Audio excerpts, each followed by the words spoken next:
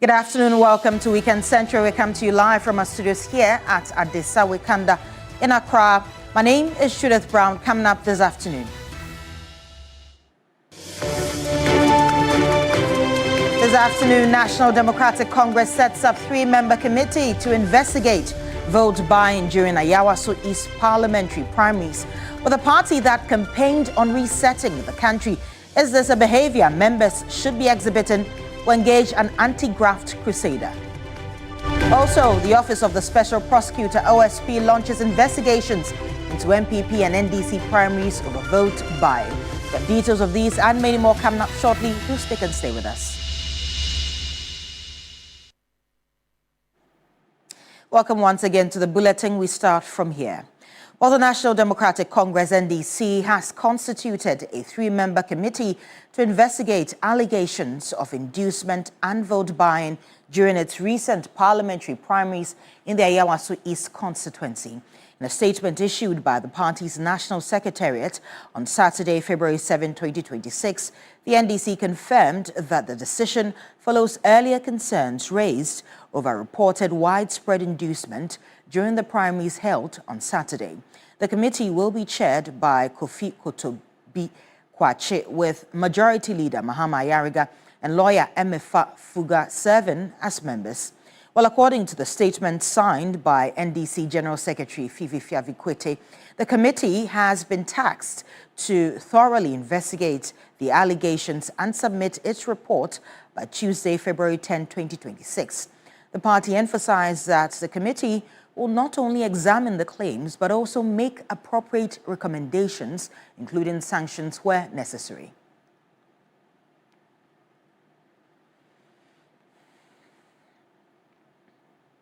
Well, the Office of the Special Prosecutor, OSP, has launched investigations into alleged electoral corruption during recent internal party primaries of the MPP, that's the New Patriotic Party, and the National Democratic Congress, NDC. While in a public statement or notice dated February 8, 2026, the OSP announced that it had commenced investigations into the MPP presidential primaries conducted on 31st January 2026, focusing on allegations of vote buying, vote selling, and the sources of funding for the alleged corrupt activities. The OSP further disclosed that on February 7, 2026, it began a real-time investigation into the NDC parliamentary primaries at the Ayawaso East constituency following similar allegations of electoral malpractice. Well, according to the OSP, during the conduct of the NDC parliamentary primaries at Ayawaso East, one of the candidates, Mohammed Baba Jamal Ahmed, allegedly abetted a group of thugs to physically attack an officer of the OSP. The OSP was reportedly the officer was reportedly serving an investigative directive on the candidate in connection with allegations of vote buying and vote selling at the time of the incident.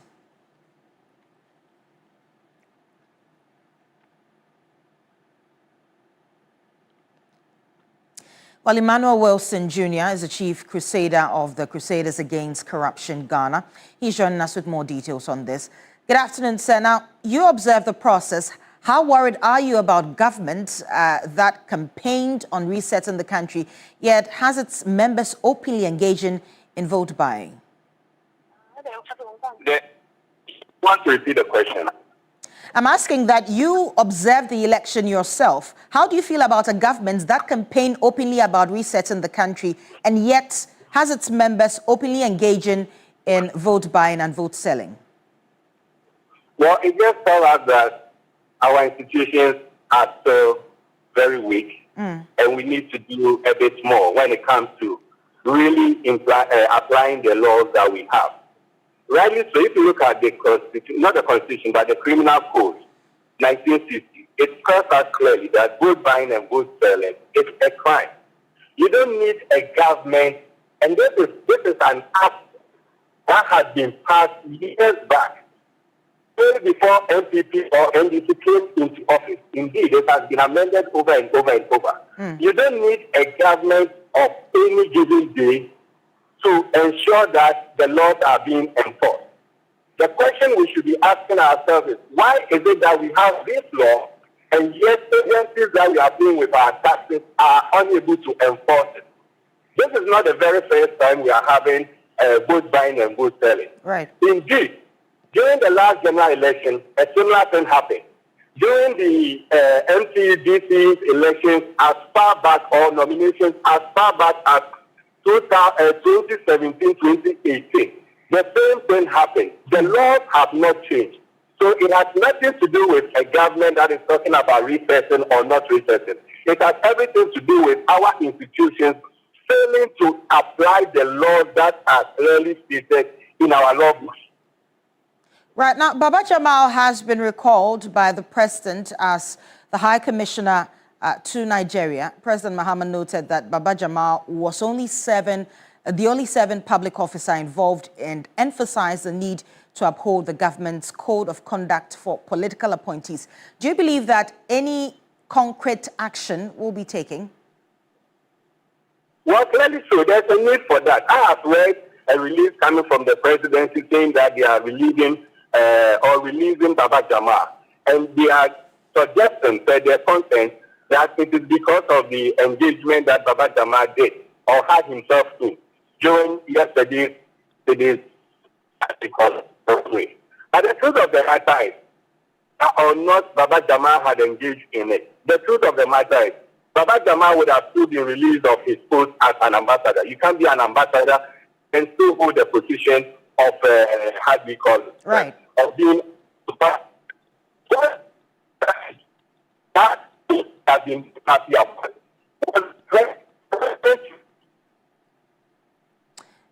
It seems we have a little bit of a problem hearing you. Can you hear us?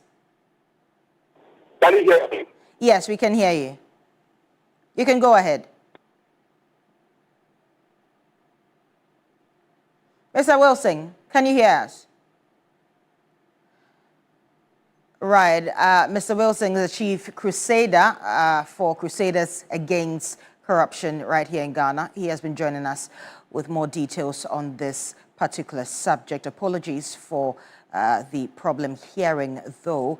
We're going to do some more stories because governance expert Professor Bafo Agyeman has cautioned against the growing influence of vote buying and monetization of internal party elections. Speaking on key points on Saturday, Professor Agyeman warned that if not checked, vote buying will lead to the breakdown of Ghana's democratic principles.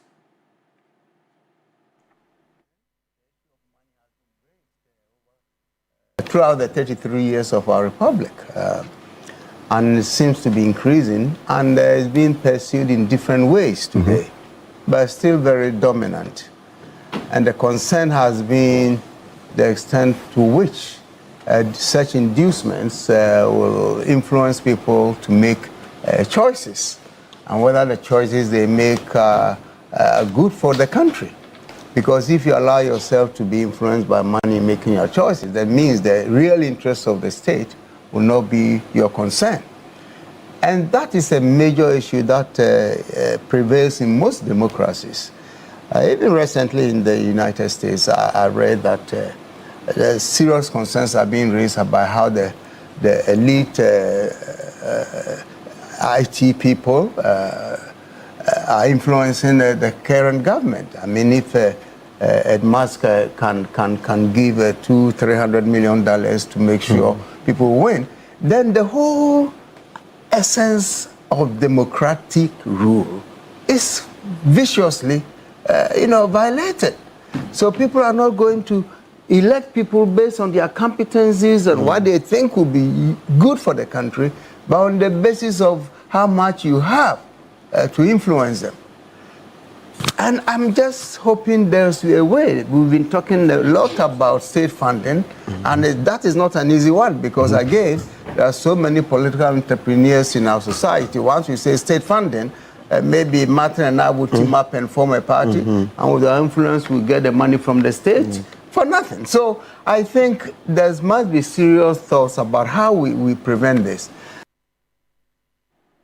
Now, away from elections, they are the unsung heroes of the state working behind the scenes to keep the country moving forward. But have you ever wondered about the exact role of the Secretary to the President of the Republic. Well, Evelyn Tingma sits down with the Secretary to former President John Agyekum Kufuor, Ambassador D.K. Osei, to tell us more about the job. Behind every successful president is a trusted secretary, working tirelessly behind the scenes to ensure the smooth operation of the country's highest office. Ambassador D.K. Osei served as Secretary to President John Agyekum Kufuor between 2001 and 2009. A seasoned diplomat, Ambassador Osei joined the Foreign Service in 1976 and worked in several countries before being called by President Kufuor to serve as his secretary. He says his tenure as Secretary to the President was a highlight of his diplomatic career, bringing his exceptional skills and experience to the role. His appointment came as a surprise, even to himself, as he was serving as ambassador to Denmark at the time. He tells me that as Secretary, his day begins at dawn, reviewing the President's schedule and preparing briefing documents for the day's meetings. He came to the office, and I was the first person he saw, because we would normally take him through his day's activities. I'll have a program which you would have seen, and then we'll agree on the timings and the content, and also then provide him what we call talking points and briefing notes about the meetings he's about to hold that day. And if there are some meetings he wants to add beyond the program that we proposed. He is a gatekeeper, filtering calls, emails, and requests for the President's attention. With a keen eye for detail, he ensures every speech, statement, and policy document is accurate and error-free. As Secretary, Ambassador Osei also played a key role in shaping policy directions and advising the President on various issues. The President's letters and emails, all of them come through you. And when you receive his letters and his telephone calls and emails, you decide which ones the President is going to see. Because you cannot give him the whole batch of letters, maybe 110 letters a day. So in doing the sifting, the President is not receiving all the information that he would ordinarily have had. Sometimes the President will take decisions that you disagree with. If you are really convinced that the decision he is going to implement is not in his interest or the country's interest, you try very hard to find bureaucratic ways of slowing it down. As a President's confidant, Ambassador D.K. Osei is privy to sensitive information and sworn to secrecy. He is a master of discretion, juggling multiple tasks with ease. From coordinating international trips to managing the President's calendar, Ambassador Osei's work is never done. He is a calm in every storm, ensuring the President is prepared for every event, meeting, and engagement. And the role comes with its challenges. The President has only 24 hours, and everybody wants to see him for 3 hours, and most cannot see him beyond 15 minutes. And they can only blame you for it. And you know, being a politician, when you call him, he says, "Oh, no, come and see me." It is not his duty to manage the come and see me. He told his friends. And of course, as a politician, when the man goes to see him, he will insult you. Don't just ignore that stupid secretary of mine.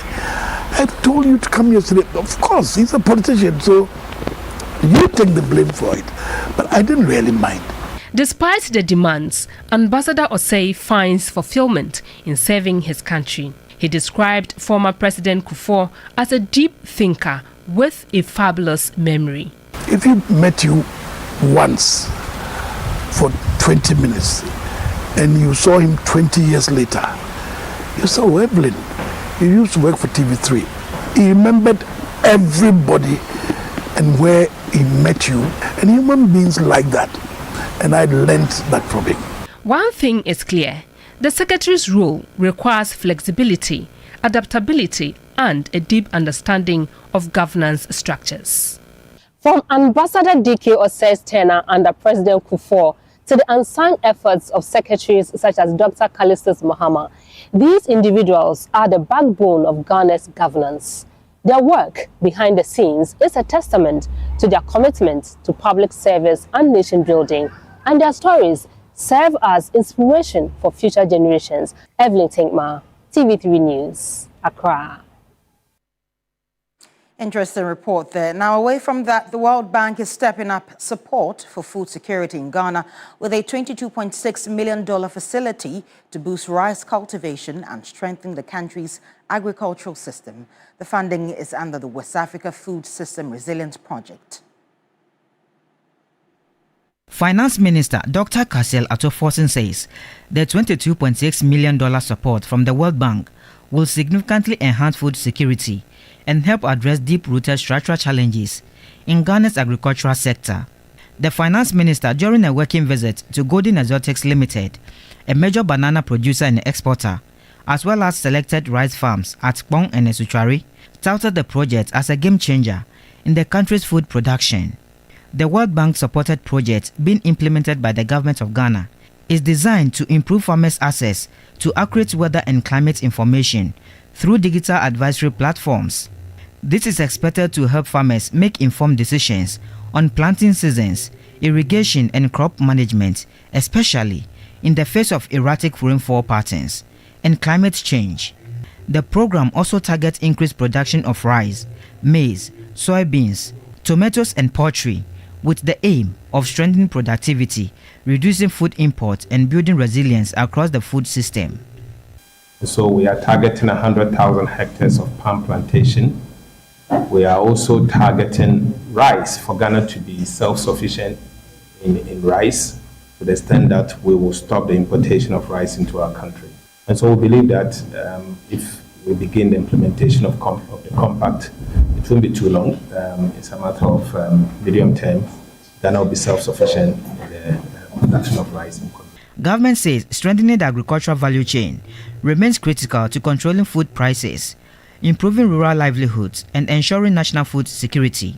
The West Africa Food System Resilience Project is a regional initiative aimed at helping countries build stronger, climate-resilient food systems, with Ghana positioning agriculture as a key driver of economic stability and growth.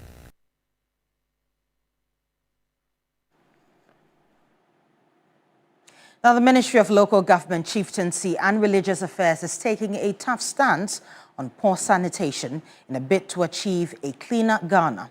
The ministry is set to intensify house-to-house inspections, with residents facing spot fines for failing to meet basic cleanliness standards.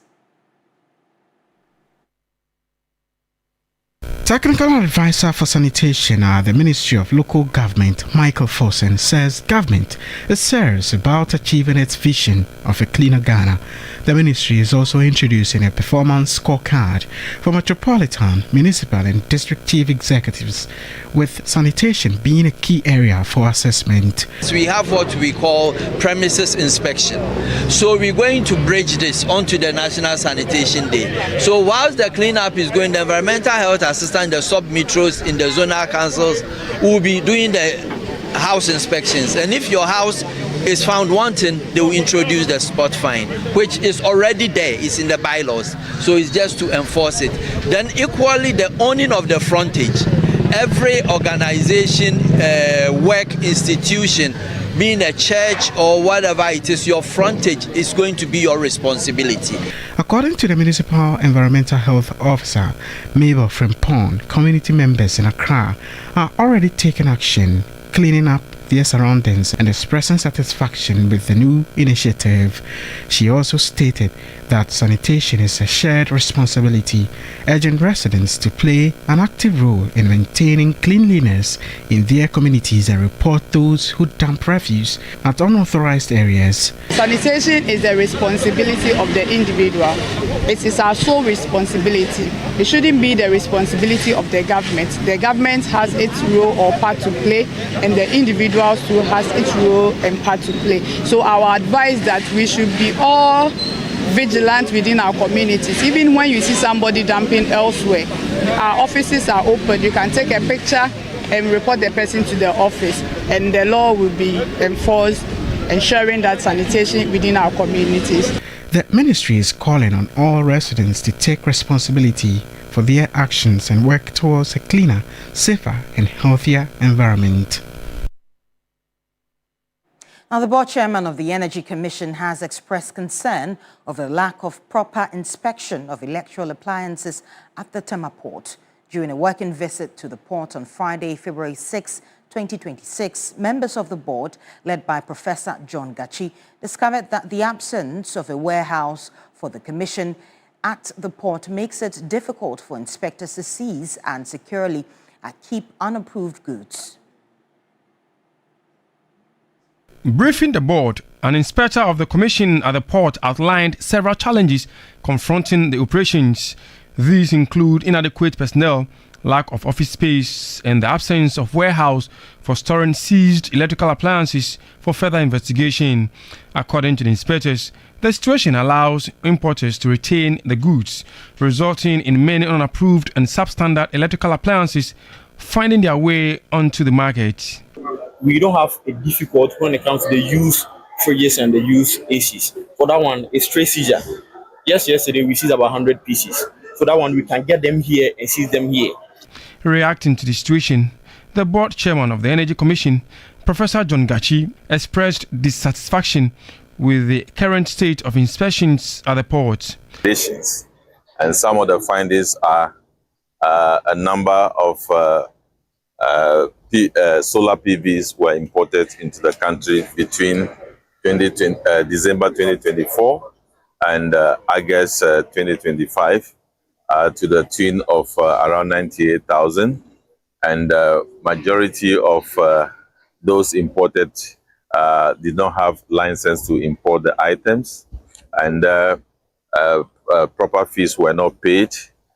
Some of the items which were detained have to go to the same person who imported the items as a warehouse, and the commission doesn't have a clear oversight regarding those items. That creates a lot of problems. Professor Gachi called for immediate investigations and swift improvement to address the challenges at the port. He urged inspectors of the commission to strictly enforce regulations to prevent unapproved and substandard electrical appliances from reaching the markets. The visit is occasioned by an investigation report authorized by the board in October 2025. The report was received in late December 2025 to usher in reforms at the port. You're still watching Weekend Central. We're going for our very first break. We'll be back with more. Do stay with us.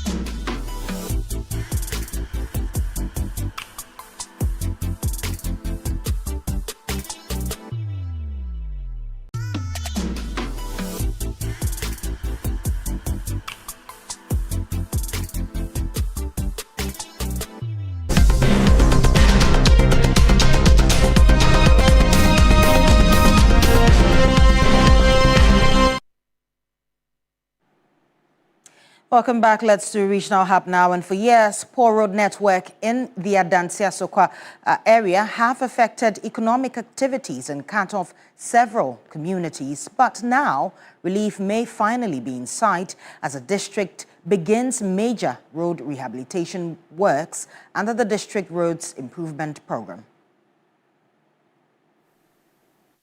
In the Adansiasokwa district, years of poor road networks have slowed down development and isolated many communities. The district shares boundary with Obuase, New Edubiase, Fomena, and parts of Eastern region, yet access to many communities has remained a major challenge. Now, heavy-duty machines under the District Roads Improvement Program are rehabilitating badly deteriorated roads. The DRIP coordinator for the district, Majid Governor, says although the program was introduced in the last administration, residents did not enjoy its full benefit until now. The machines is from the taxpayers' money, and this is what we have to do with the machines so that it will endure the benefits of our lives, so that we will get the impact of the machines. The ongoing works include opening new access roads and reshaping old ones to give communities proper layouts. The district chief executive for Adansiasokwa, Albert Dakora, says beyond economic activity, the project is expected to save lives. Here, mostly because of the bad nature of our roads, it's this Okada motors and this Aboboya and Pragia that mostly apply on our road. And it's not anywhere these machines too can operate. So it was affecting us, it was impeding project and our livelihood.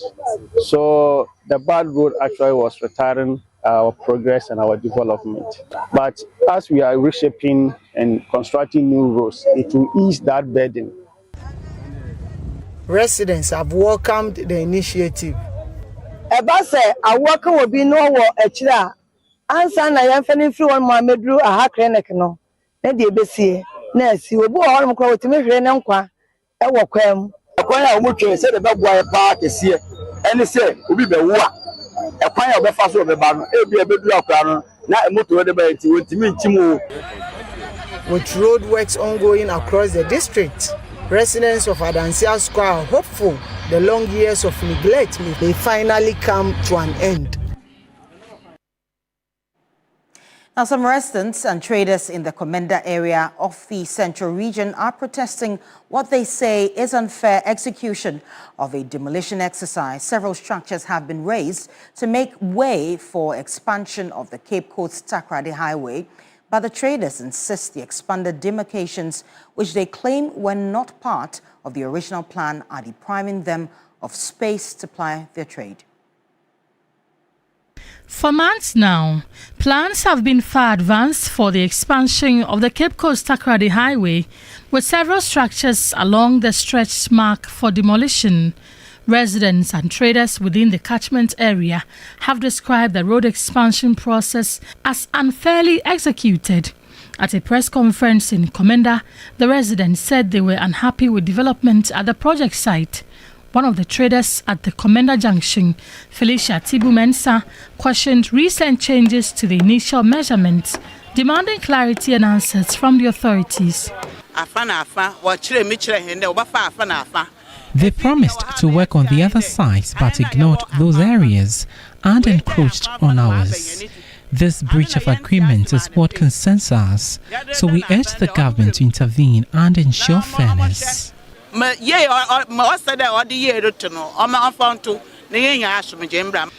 trader at the Komenda Junction, George Kumsin, questioned why the contractors have failed to comply with their original plan to carry out the demolition exercise in a way that does not affect traders. He called on government and the Minister for Roads and Highways to intervene and correct the situation.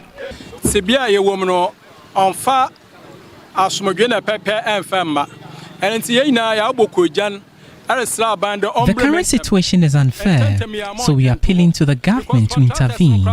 If contractors threaten us and we respond aggressively, it will cause chaos and disrupt the government's agenda. We don't want compensation, we just want fairness.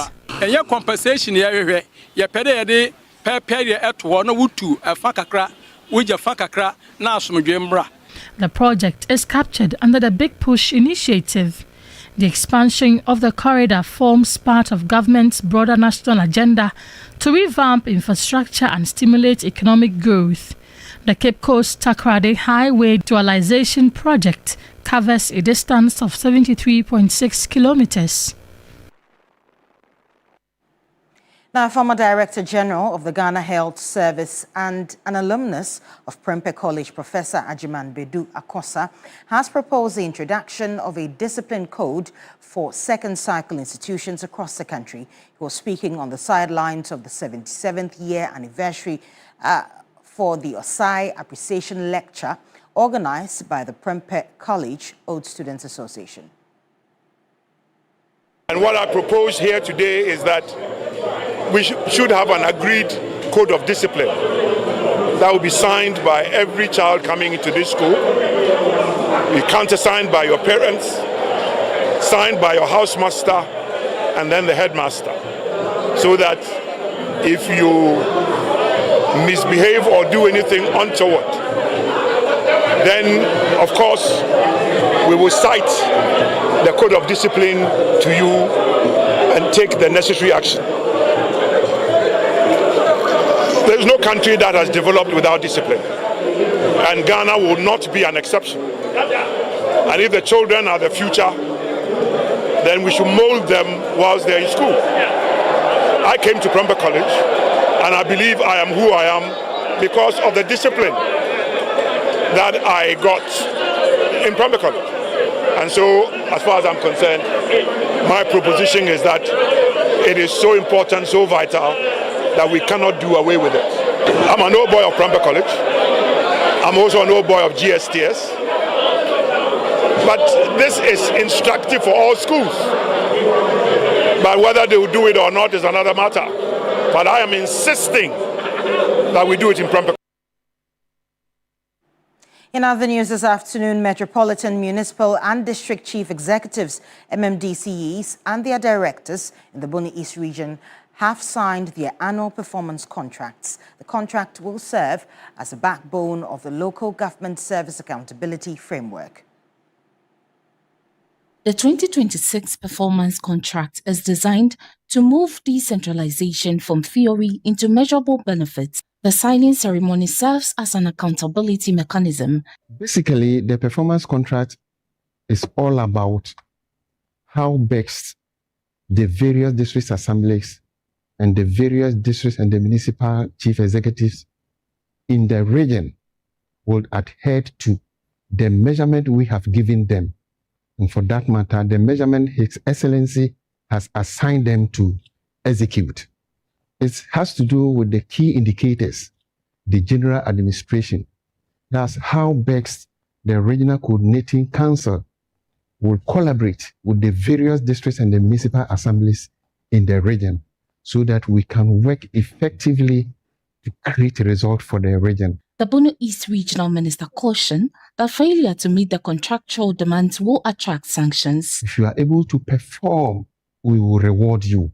If you fail to perform, we are equally going to sanction you. If we have issues that we cannot achieve, there should be a reason to that, and of which we will assign the various district assemblies to explain. The MCE for Techiman North lauded the initiative, noting that this will prevent underperformance in the various assemblies. It is going to guide us in making sure that we also coordinate and manage our coordinating directors and by extension, his or her staff, in making sure that we deliver at the local level. Because it will prevent us from doing things, haphazardly. Because if you know that you have A and B to achieve at the middle of the year, then right from next month, which is just at the corner, February, you know exactly, you are clear in your mind what you expect from your district coordinating director what we expect from your heads of. Now, despite the recent increment in feeding allowance for prison inmates by government, inadequate feeding remains a major concern across prisons. During the launch of the World Human Rescue and Advocacy organization at the host central prisons, authorities at the prison urged the public to continually support them with food and other consumables to improve the feeding of inmates. In September 2025, government announced an adjustment in the daily feeding allowance for prisoners from 1 cedi 80 pesos to 5 Ghana cedis, a decision welcomed by human rights groups, with some describing it as long overdue. While the increment is considered a positive step, advocates continue to ask for more. During the inauguration of the World Human Rescue and Advocacy Organization at the whole central prisons, authorities urged the public to continually support the prisons with food items to augment government efforts. They also appealed for support towards skills development initiatives undertaken by the inmates. One of the things we do here is tailoring. That's just the main thing. But if we have people coming to help us, like carpentry, industrial machines, and other things, I think it's going to be helpful. So we really need help, both the female and then the male prisons, in terms of handiworks. The people who came here to do the presentation to us, is the executive director, is one who has been here before. I think he has experienced what went on in here. And one of the things we need is support in terms of food, in terms of clothes, in terms of money, medications. So we are appealing to all organizations to come in and then help us. We need help badly, and it's not easy in there. Stakeholders at the event observed that another major issue that affects the rights of inmates and other vulnerable groups is the lack of legal representation. It is in this regard that the World Human Rescue and Advocacy Organization was inaugurated to provide legal support and opportunities for such persons, a move that has received support from the Ministry of Youth Development and Empowerment. There were a lot of barriers making people lack legal representations, and then I've been in court. I've seen how sometimes the law doesn't favor people who don't have legal representations, and therefore they find themselves in prison. Like those were the things that motivated me to come up with an organization like this. We believe that everybody deserves a second chance. Now, the National Disaster Management Organization, NADMO, in the Western North region has donated relief items to victims affected by the windstorm in Nkodum in the Akontombra district.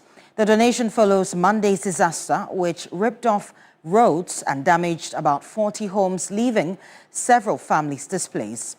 The relief items include bags of rice, roofing sheets, bedspreads, cooking oil, toiletries, among others. Residents have expressed relief following the swift intervention by NADMO, the District Assembly, and the Member of Parliament, describing the response as timely.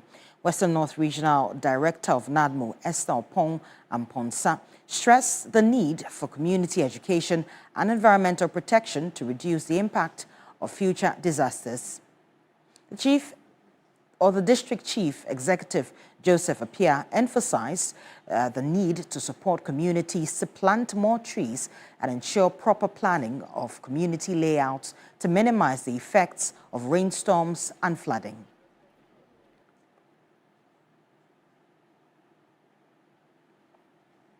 Advise the general public that due to the climate change, a lot of things are changing.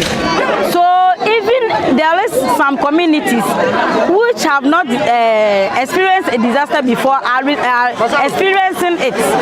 So we should look at each community what we can use to prevent any of the disasters. Example like this, we need to plant trees and other things. So not more in collaboration with our stakeholders, we are going to come together to look at every community and other parts to see what tools that we can use to prevent disasters and other things. So this community, we are going to start planting trees and educate them on how to protect. This is Weekend Central right here on TV3. We're going for another break. Do stay with us.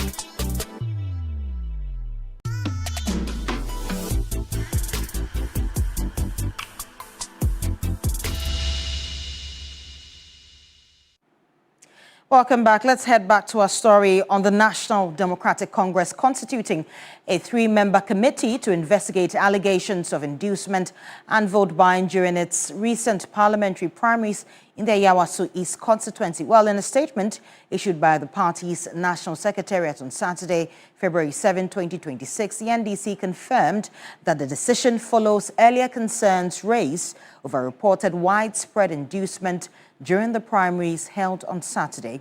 My colleague Joseph Armstrong Godalobe has returned to the Ayawaso East constituency and he's joining me with more details on this. Joseph, well, a day after the elections, what is the mood?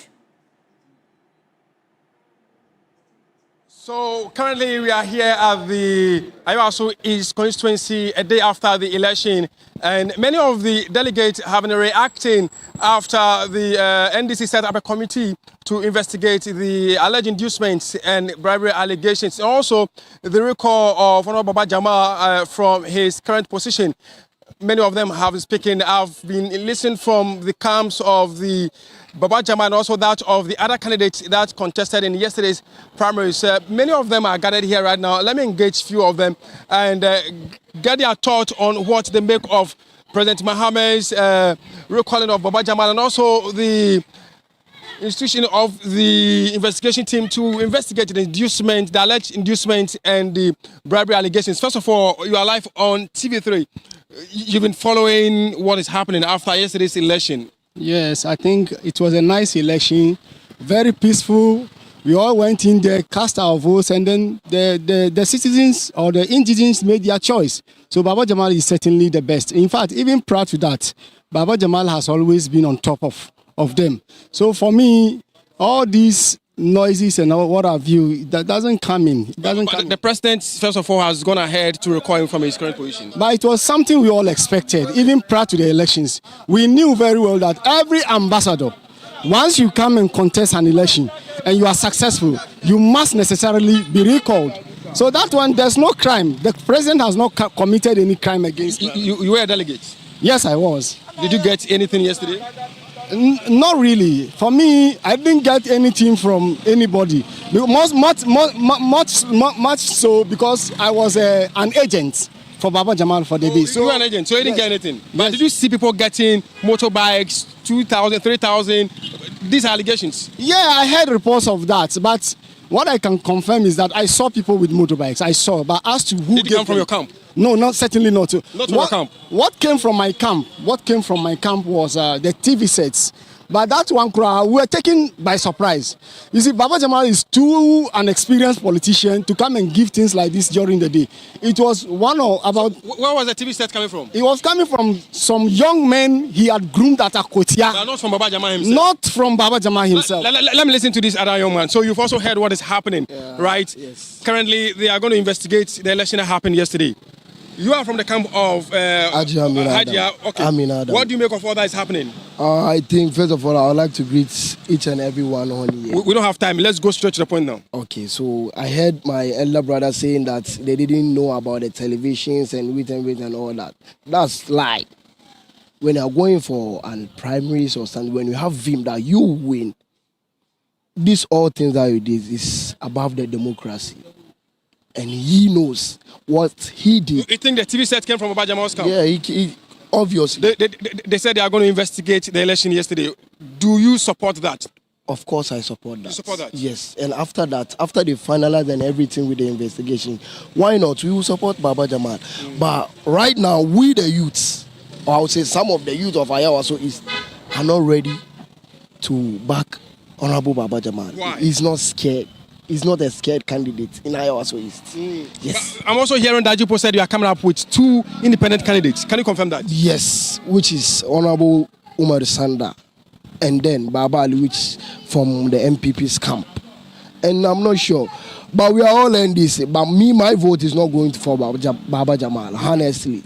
No. I have one other person here. Let me take his view. So you're also following what is happening. Yes. Do you also agree that we investigate these and then also whatever punishment that needs to be given is given to anybody who is found culpable? Yes, I agree for the investigation because Baba Jamal, I was one of the agents for him and he has done his groundwork. I am his loan manager. I'm a delegate. In March 2025, he called me and started an interest-free loan for delegates, which I have managed up to date. We have given out delegates almost 400 interest-free loan, about 2.5 million Ghana cedis. So there's no issue about vote buying. He has worked the ground and he won on merit. Monies were given Yesterday I was busy. I was at the police station at 7 and to follow the ballot. I was busy throughout the process. So you didn't see him giving money? I wasn't aware. I didn't see that because I was an agent. Hold on. What is it? He knows about it. Did you get anything yesterday yourself? Yes. You got something? Yes, I got something. From which camp? From Baba Jamal's camp. You got something from Baba Jamal's yes. camp? But you don't belong to his camp? I don't belong to his camp. How much did you get? I got 3,000 and a TV. I said a TV. You got 3,000? Yeah. For me, 3,000 a TV? Yes, 3,000 Ghana cedis, which is 3K. Are you willing to return it? I'm not willing. That is right. It's not their money. Do you understand me? It's not their money. It's our money. What he said, they've given interest-free loan. It's all taxes. That's old taxes. But rather, we're also hearing that independent candidates are coming. Yes, we are not scared because he has worked the ground. We voted for our future. We think that Baba Jamal is the one that can help Ayawasu East, and we voted for him. But you're not scared of the two independent candidates coming from within the NDC? No, we are not plus scared. The MPP? We are not scared at all. You're not scared? We are not scared. He has done it before. He has the experience. Let's look at Mahama, the way he had the experience when he came back and he's delivering. We know it's the same thing that Honorable His Excellency Baba Jamal. But you want to call on the other opponents to come together to form Yes, we are inviting them to come together. And are you willing to come? If only they will accept that they've broken the democracy, why not? We will join its camp. What he said about His Excellency John Dramani Mahama, it's way back. His Excellency John Dramani Mahama lost an election. We've run out of time. Yeah. Let me pick your final thought on this. I think that this whole hula baloo about bribery and is much ado about nothing. You see, Baba Jamal has worked his way. Look, this is a man who the only candidate who is living in Nima with the citizens. He sleeps here with his family. His family attend Makaranta here. He has been living in Nima for... He's saying it's a lie. He said he doesn't live in Nima. You don't know his yet. You don't know Baba. He doesn't live. You don't know Baba Jamal's house. Okay, sorry. Let him finish. You see, this when I say that, you can cross-check. Nima is not a distance away. On the Kanda Highway stretch, that is where Baba Jamal's house is. He sleeps there. He lives with his family. He has worked the ground. Look, this is a man... Every morning, people queue up in front of his house for hospital bills, for school fees, and so many things. Whether it is selfish or not, this is a man who has been assisting the people. So for thing is that the point. Please, can you allow me? Can you allow me? When you were lying, you never told us what Amina gave you. You said you received. Did Amina give something? Did Amina give something? Relax. Did Amina give something? Relax, my senior. Haji Amina give out money. How much did he give? The amount of money that Hajia gave, Baba Jamal give more than what Hajia. So imagine how much did Hajia. Bribe is bribe. It doesn't matter the amount of money. This is not bribe. Hajia Amina don't give bribe. What did she do? She's a businesswoman. Your back is facing the camera. What did she do? Hajia Amina Adam, she's a businesswoman. A very businesswoman. Not only she. Also, are you able to tell us how much you got from Hajia? That one they will talk after the camera. Are you able to mention that of Baba Jamal? Baba Jamal. Relax. Baba Jamal gave more than what Hajia gave. You have to end this here right now. So currently, Judith, as it stands right now, the politics here within the constituency has kickstart. On my way to this place, I saw that the MPP has already mounted their canopies not far from where I stand, and they are meeting and planning and strategizing ahead of the by-election scheduled for next month. The NDC, as it stands right now, is early days here to know how they are going to strategize to bring all the 5 contenders together to face the MPP, who already, it appears, they are ready to face with the NDC later in March. We are going to be in this constituency. It looks like there are many more interesting things to come up, especially with this investigation team constituted. Judith, I'll be here, and then in our subsequent bulletin, we'll bring you up to speed. Over to you in the studios. Right, many thanks for your time, Joseph Armstrong Goda. Will be bringing us up to speed with what's happening there in that constituency. Interesting reactions as well from some of the delegates from yesterday. We're certainly going to keep up tabs with this particular story. And that's how we wrap up Weekend Central right here on TV3. My name is Judith Brown. You stay tuned. Hot Issues is up next. Bye-bye.